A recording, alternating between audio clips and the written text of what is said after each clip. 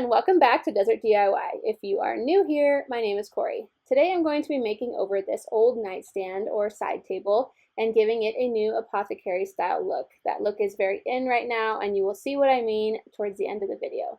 But this piece had a Formica top on the top of it. It was not wood on the top, although it looks like wood.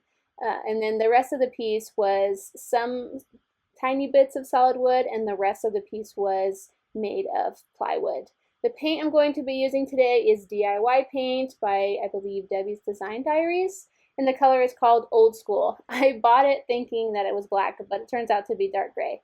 And here are the brushes that I'm going to use. I got them from Walmart. They were about $7 for the pack, and they're just round brushes. And the paint was $13 for this little jar, and I got it from an antique store locally. You can look online at where to buy this brand of paint through her website. With the DIY paint, it'll locate you somebody who's selling it in your area, although it really is like mostly at antique stores. Now for this paint, I assumed that it would be a lot like chalk paint, and I have seen other people use it and they say, oh, you can paint on anything, but buyer beware, because you cannot paint on everything and have a durable finish. I wish I would have sanded down this piece a little bit before I started painting, because the coverage was a little iffy since the piece was a little bit shiny. So I had to do a couple coats, and even that I still don't feel totally comfortable with the coverage that I got with this paint.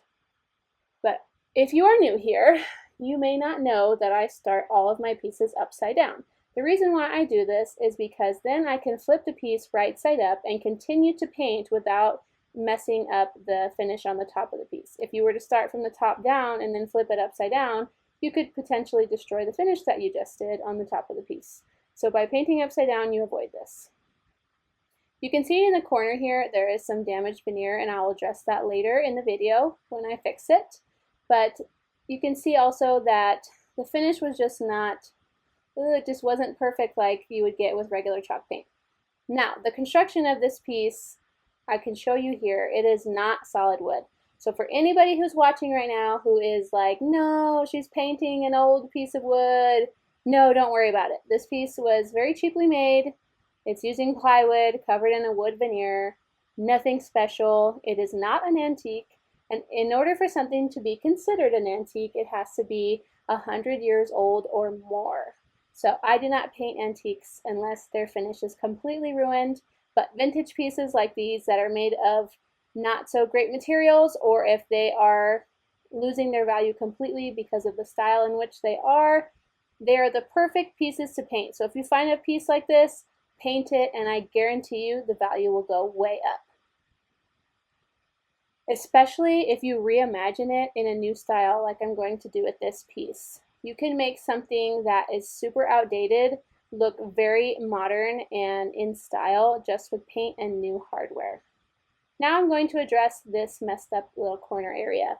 So the spray can I'm using right now is an adhesive accelerator, and what it does is when I use the super glue, it makes it dry instantly. So that way I don't have to stand there and hold it or put a clamp on it or anything like that.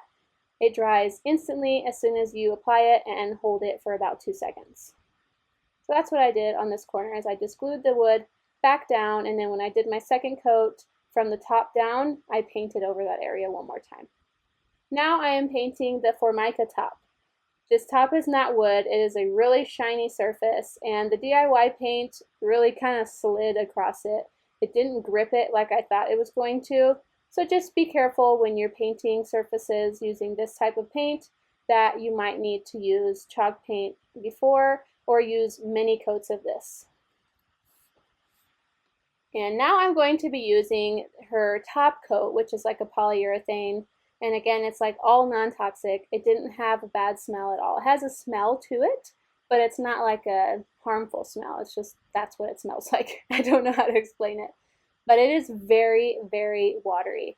And what I came to find out with this paint is that it would work way better if you sprayed it from a spray gun. So you see how it runs, how watery that clear coat is?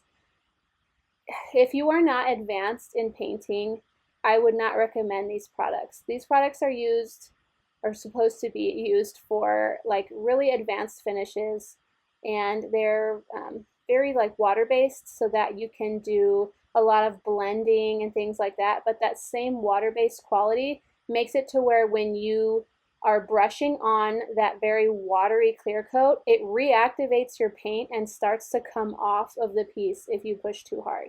It is very complicated, and if you have not used paints like this before, you might find yourself being very frustrated.